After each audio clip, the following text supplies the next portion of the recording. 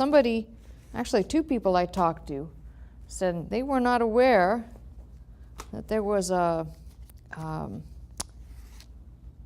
Muslim cemetery right outside of the East Gate, which is sometimes called the Golden Gate. But if you go online, I just took somebody in my office and clicked on some images for them to look at. You can't miss it. Right outside the gate, there's an area fenced off. That was the man who discovered what was right outside there. His name is Fleming. Kind of fell in a bunch of muck, and they discovered that the cemetery was there. And the cemetery dates back to Suleiman the Magnificent. What's so special about that? I don't know. Never mind. There was a history joke. But anyway, there is a cemetery there.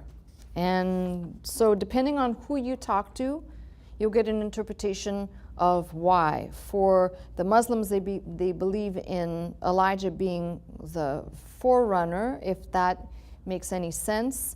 Actually, he's a descendant in their chronicles of Aaron, and a holy man or a priest would not come through a cemetery, and therefore would prohibit the one that is to come after from coming. The Jews have a completely different take on the wall and Messiah's return, and the Christians, well, if you're into prophecy, read some of those passages that kind of give you an idea. He will eventually enter into the city.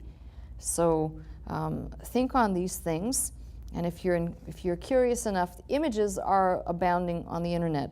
Normally I'd say be careful, but there's enough images there that you can see from the front side.